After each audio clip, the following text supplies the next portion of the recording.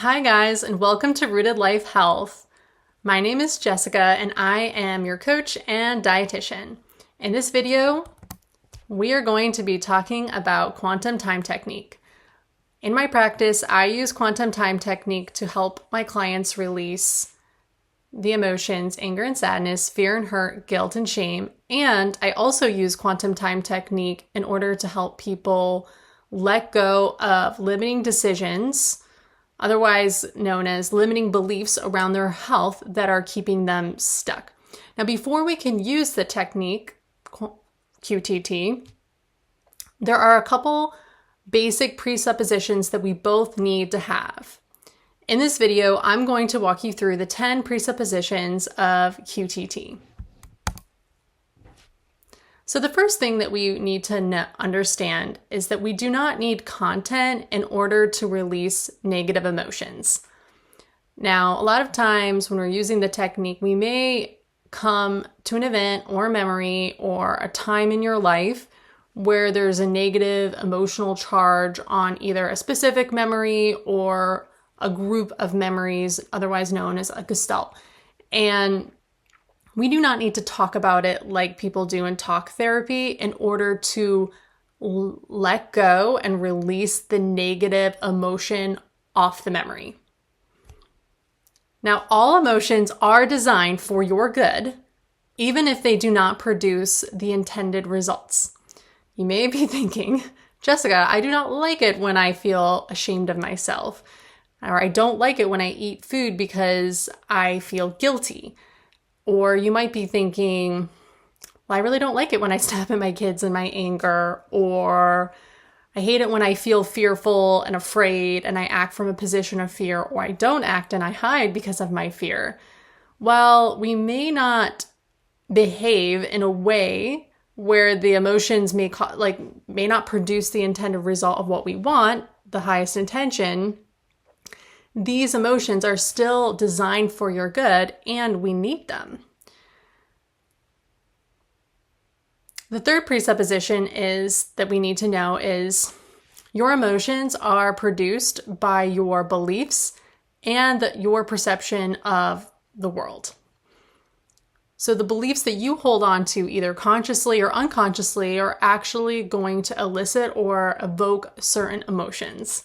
And so if you can change the beliefs that you have or your perceptions, you can actually start to shift how you feel about certain things, which can be very powerful, especially if you don't want to believe something, or you know something that you believe isn't true, and yet you're still kind of stuck in the beliefs that you hold on to, like, I don't believe that God wants to heal me, cause emotions like sadness and anger and frustration.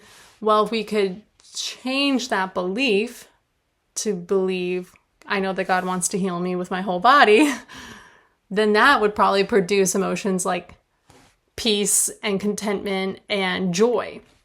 So we know that emotions are caused by our beliefs and our values and our perceptions of reality. And so as our work together, we may or may not change some of the beliefs that you have that are keeping you stuck.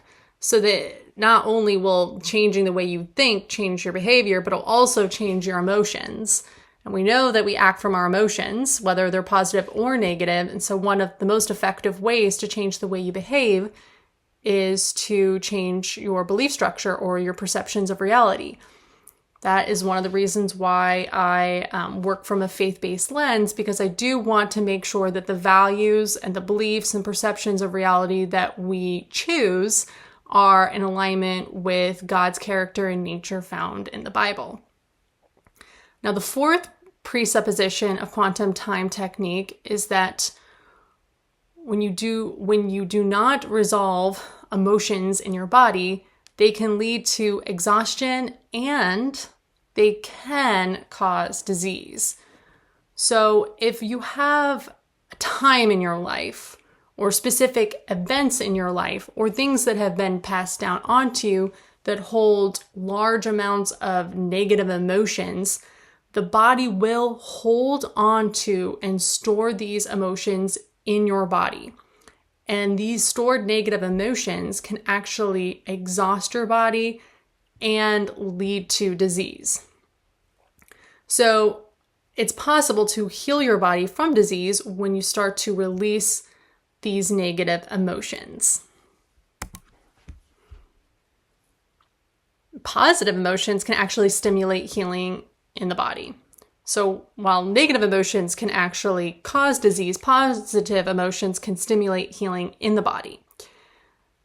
So that's the good news, is we're going to be changing your belief structures to, I believe that God can heal me. This is going to give me peace. This is a positive emotion. And now we have more energy actually to stimulate healing in the body. Your mind will bring up memories with unresolved negative emotion for resolution. If you've ever experienced a flashback or a memory being spliced back in, that is a sign that your mind is telling you, hey, I need to resolve this memory or this time in my life. It's time to get some closure. It's time to let go of the negative emotion off of these memories. And when you release the negative emotion off of the memories, you can neutralize the trigger. So if there are certain ways that people talk or things that happen in your environment that trigger you or set you off, one of the best ways to neutralize a trigger is to actually release the negative emotions off the memories.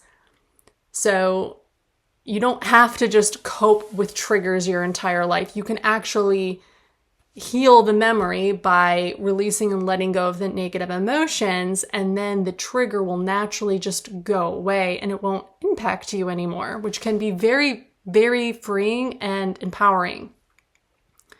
When we do QTT, we are going to get learnings or wisdoms from the event. And when you get the learnings or the wisdoms from the event, the negative emotion off of the event, the memory, or the time in your life will go away. And releasing past emotions does not mean you will not experience these emotions again. We need these emotions.